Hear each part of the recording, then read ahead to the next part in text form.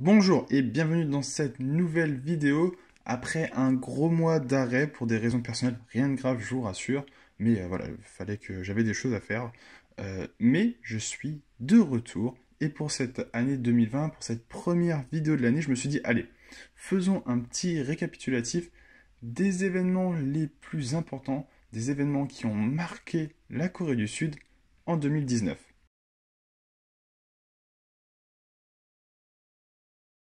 Et pour commencer, j'ai envie de parler des relations entre la Corée du Sud et la Corée du Nord qui, après une excellente année 2018, se sont fortement dégradées en 2019, notamment à la suite de l'échec du sommet d'Hanoï entre la Corée du Nord et les États-Unis, qui a vraiment été le point pivot de la relation intercoréenne, et là où la Corée du Nord s'est vraiment mis à dénigrer massivement la Corée du Sud. Et ils ont apparemment rompu tout contact, tout projet avec la Corée du Sud, je parle bien de la Corée du Nord là, au point même de refuser du riz envoyé par la Corée du Sud à la Corée du Nord, du riz supplémentaire pour éviter l'état de famine qui existe à l'heure actuelle en Corée du Nord, sachant que quand même la Corée du Nord est allée chercher 800 tonnes de riz en Chine. J'avais hésité à en parler sur ma chaîne, j'en avais finalement pas fait la vidéo, mais en Corée du Sud, il y a eu un événement en fin d'année, octobre-novembre, qui a fait un énorme scandale. L'histoire du ministre Cho Kuk. Vous en avez probablement entendu parler, on en a parlé sur le site koreaisgood.fr. C'était un nouveau ministre de la Justice qui a été nommé par le président Moon Jae-in, qui devait réformer le système judiciaire, sauf que voilà, sa famille était, et notamment sa femme, sont sous le coup d'une enquête et sont maintenant, sa femme, son épouse est maintenant d'ailleurs en état d'arrestation et actuellement jugée pour falsification de documents utilisés afin de pousser sa fille, afin de que sa fille, la fille du couple, soit acceptée dans une université qu'elle n'aurait probablement pas eue sans l'aide de sa mère. Le ministre Cho Kuk a démissionné au bout de 35 jours et ne mènera donc pas à bien le projet de réforme du système judiciaire en Corée du Sud, mais sa successeur s'en occupera. Et d'ailleurs, petite information par rapport à sa fille et à sa femme, il y a aussi plein d'autres rumeurs, plein d'autres soupçons. Par exemple, un professeur de l'école où se trouvait sa fille l'a cité comme principale rédactrice de son travail de recherche, ce qui est vraiment très très inhabituel qu'un professeur fasse rédiger une recherche par un élève, qu'il soit aidé par des élèves, oui, mais que l'élève soit le principal rédacteur, ça, c'est vraiment très louche et il y a enquête de la justice. Pour rester dans cette partie légale et liée à la justice, on peut aussi noter, très important, puisque c'est une première, un juge en chef de la Cour suprême, il était juge de la Cour suprême de 2011 à 2017, qui a été arrêté en tout début d'année 2019, le 24 janvier, pour trafic d'influence dans le procès de Park Geun-hye, l'ancienne présidente coréenne qui a été destituée il y a quelques années. Et d'ailleurs, même si ça n'a pas choqué la Corée du Sud, le choc avait été fait les années précédentes, notamment lors de la destitution et lors du résultat de la première instance, mais la Cour d'appel avait même sanctionné l'ancienne présidente à une peine de prison supérieure à la Cour de première instance. Et je vous propose maintenant une très belle transition, puisque nous allons parler de divertissement, mais quelque chose aussi de lié à la justice, notre première catégorie que nous terminerons ici. Un suspect a été identifié dans les meurtres de Hwasong. Je vous avais proposé une vidéo d'ailleurs à ce sujet, une vidéo d'analyse du film Memories of Murders, réalisé par Boo Joon-ho, qui a réalisé Parasite, on en parlera juste après. Mais là, l'événement marquant, c'est que ces meurtres réalisés entre 1986 et 1991, dont le meurtrier était toujours inconnu cette année, en 2019, vient d'être identifié. Il était déjà en prison pour un autre meurtre et viol. Et je vous propose de regarder la vidéo que j'ai faite à ce sujet si vous souhaitez en savoir plus, ou bien de consulter les articles que je mets en description. Il est maintenant temps de passer dans quelque chose de plus sympathique, la catégorie divertissement, avec notamment en premier sujet Parasite, le film de Bong Joon-ho, le chef-d'œuvre pour certains, l'immense film, le film de l'année, le film de la décennie, certains vous diront. En tout cas, ce qui est sûr, c'est que ce dernier est fortement récompensé en ayant obtenu en mai 2019 la Palme d'Or du Festival de Cannes. D'ailleurs, déjà en 2020, il continue de recevoir de très très beaux prix, avec notamment le titre de meilleur film en langue étrangère aux Golden Globes. A noter, la cérémonie des Oscars qui se déroulera en février, il est très probable que Parasite soit nominé et aussi très probable qu'il en remporte un ou plusieurs. D'ailleurs, par rapport à Parasite, deux petites informations. Premièrement, je prépare une vidéo dessus afin d'analyser le film. En effet, soit sur les réseaux sociaux, Facebook, Instagram, Twitter, je vois énormément de messages disant que Parasite c'est le film de la décennie, qu'il est vraiment super, que l'ambiance, le rythme, tout ça est parfait. Mais honnêtement, il n'est pas parfait que pour ça. Je le trouve très bon comme film. Parfois, je le trouve un peu long. Bref, je vous ai dit, je prépare une vidéo, donc on en parlera plus tard. Mais ce qui est sûr, c'est que dedans, il y a énormément de petits messages que vous avez probablement pas remarqués, puisqu'il faut vraiment être très pointu et vraiment très connaisseur de la culture coréenne. Deuxième petite info, les rumeurs à l'heure actuelle est qu'une série sur l'univers du film serait en préparation. Rien n'est sûr, rien n'est signé, mais c'est en tout cas confirmé par l'entreprise qui a financé et distribué le film. Ils ont annoncé que Bong Joon-ho est en discussion avec un réalisateur américain pour réaliser un drama sur la série, sans préciser si cela est par rapport à ce qui se passe avant le film, après le film, ou alors même pendant. Si vous vous rappelez de la fin, ce qui se passe entre l'enfermement et la libération, bref, je vous raconte pas tout. Impossible de parler de divertissement sans parler de K-pop, avec deux points importants. Premièrement, BTS, qui devient de plus en plus gros jour après jour, dont d'ailleurs, si vous n'êtes pas au courant, le comeback de BTS sera le 21 février. Voilà, juste petite information. Mais clairement, avec cette année, on voit très bien que BTS est au niveau mondial l'image de la K-pop.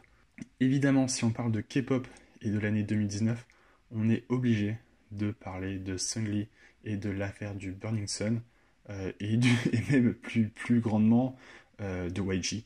Très clairement, YG, on ne sait pas à l'heure actuelle comment ça va se passer pour YG, s'ils vont fermer, s'ils vont réussir à se remettre de cette histoire.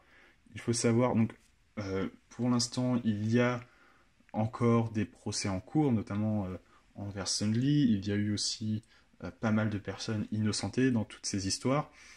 Mais pour les Coréens, les faits sont là.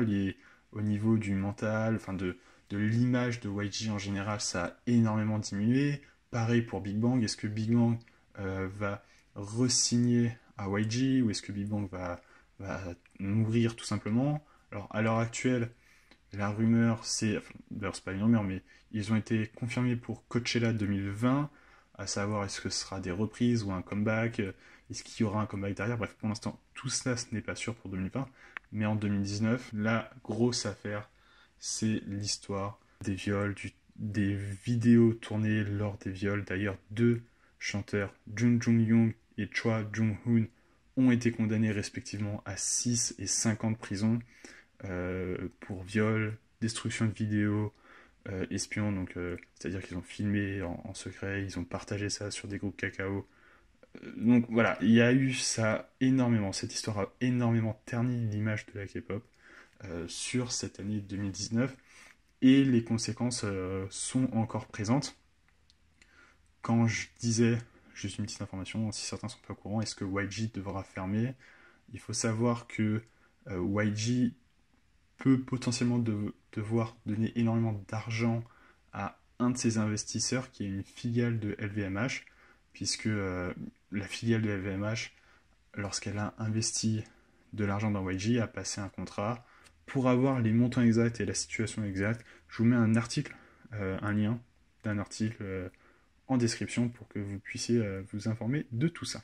Je ne vais malheureusement pas vous proposer une catégorie bien plus sympathique de suite, puisque il est l'heure de parler des catastrophes en Corée du Sud et les catastrophes qui ont touché les Coréens, commençant avec quelque chose qui s'est passé en Europe, à Budapest, en Hongrie, en mai, fin mai, je ne sais pas si vous vous en souvenez, mais un bateau avait coulé.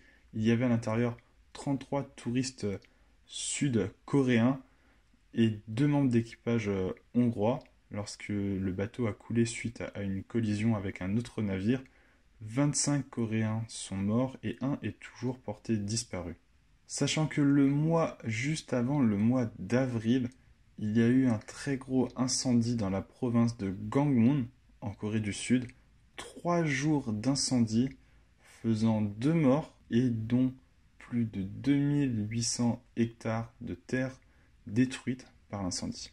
Dernier événement qui a marqué la Corée du Sud. Probablement le plus gros événement, l'événement le plus marquant de l'année.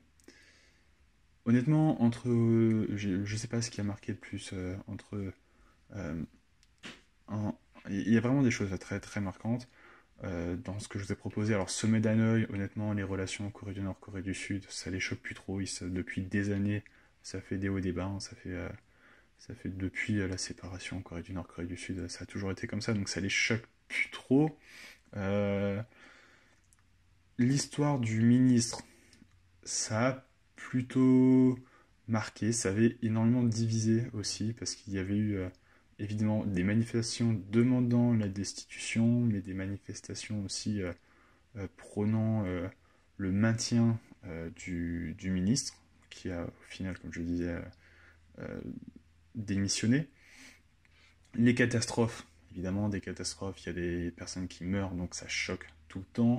Un ancien juge arrêté, l'ancien juge qui a été arrêté dans l'histoire du jugement de l'ancienne présidente Park Geun-hye, ça a, oui, choqué un peu, mais je pense pas que ce soit vraiment ça le plus marquant.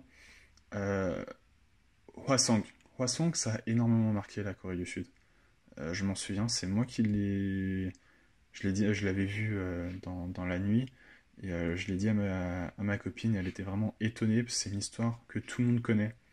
Les meurtres, ils ont commencé en 1986, on était en 2019, et le meurtrier n'était pas identifié, même s'il ne sera pas jugé pour ces crimes-là, parce que il y a la période de prescription, comme j'expliquais.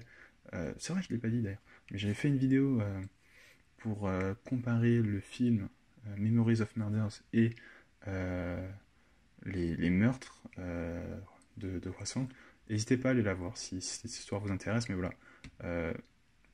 Les meurtres ont commencé en 86, entre 86 et 91, et la personne n'était toujours pas arrêtée, donc c'est vraiment une histoire que tout le monde connaît en Corée du Sud. Et donc ça a vraiment marqué. L'histoire de la K-pop, un scandale absolu en Corée du Sud. Ça a fait des journaux partout. Ça a fait la une de tous les journaux de nombreuses fois.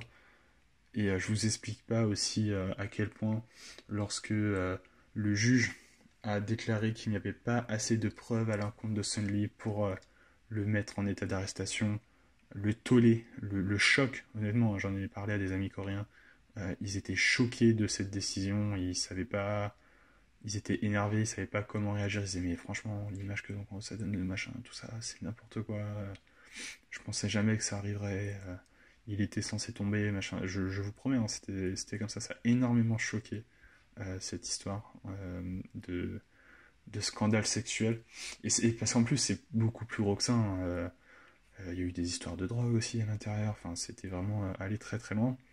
Et ça, ce dont je vais parler là, j'avais aussi fait une vidéo dessus d'ailleurs, la vidéo en réponse entre guillemets à Papsan, sur la guerre économique relancée entre la Corée du Sud et Tokyo. Et c'est parti d'ailleurs en ban massif. En Corée du Sud, il y a eu un très gros ban de tous les produits japonais, de toutes les marques japonaises dans les convenience stores. Les bières japonaises étaient retirées par les vendeurs, hein, même pas par les clients, c'est les vendeurs qui les retiraient. Il y a vraiment eu une très très grosse action mise en place par le peuple, plus ou moins, hein, qui s'était quand même plutôt poussé d'ailleurs. Il y avait eu un petit scandale par rapport à ça, parce que dans certains endroits, il y avait la mairie qui mettait en avant, qui poussait un peu la population à ne pas consommer des produits japonais. Donc ça avait fait un peu un petit bad buzz, ça a fait un bad buzz en Corée, dans le sens où certains se sont dit, vous n'avez pas poussé la population à faire, à ne pas consommer des produits japonais, on doit être libre de notre choix, qu'il y ait ça, oui, mais c'est un choix personnel, quoi. Le gouvernement n'a pas à nous pousser là-dessus. Pour vous résumer l'histoire, si vous n'êtes pas au courant, très très rapidement, la Corée du Sud a sanctionné des entreprises japonaises pour travail forcé réalisé lors de l'occupation japonaise en Corée du Sud. Sauf que les entreprises japonaises ont dit bah non, il y a déjà eu des traités, on ne paiera pas. Le Japon a dit mais non, mais on a eu des traités, ces histoires ont été réglées, vous n'avez pas à faire ça. Donc si vous sanctionnez nos entreprises japonaises en Corée du Sud, bah nous, on va vous faire en sorte de vous atteindre économiquement. Donc le Japon a restreint la Corée du Sud sur des produits obligatoires pour produire des biens high-tech, notamment les télévisions. Donc autant vous dire que Samsung a fait la gueule. Donc ça a été vraiment une attaque directe, une frontale sur l'économie sud-coréenne de la part du Japon. Et donc voilà, là, ça a créé un énorme souci. Et à l'heure actuelle, des négociations sont en cours entre les deux pays pour essayer de régler tout ça. Une vraie histoire très compliquée que je vous ai résumée en vidéo. Vous aurez le lien aussi dans la description. N'hésitez pas à aller regarder ça. C'est vraiment expliqué beaucoup plus clairement que ce que je fais là, parce que là c'est vraiment juste un résumé très court. On est juste là pour vous rappeler, normalement vous avez déjà entendu parler de ça, c'était juste un petit rappel des choses qui se sont passées en Corée du Sud pour cette année 2019. Voilà, j'espère que cette vidéo vous aura quand même plu. Je suis un peu malade, c'est pour ça que c'est pour ça qu'il n'y a pas forcément trop d'entrain, mais je tenais vraiment à faire cette vidéo maintenant. Merci de m'avoir suivi, et je vous dis à très bientôt pour de nouvelles vidéos, de nouveaux concepts, des trucs super cool de la mort qui tue. Donc restez connectés, n'hésitez pas à vous abonner et à partager. Merci à tous, et à bientôt.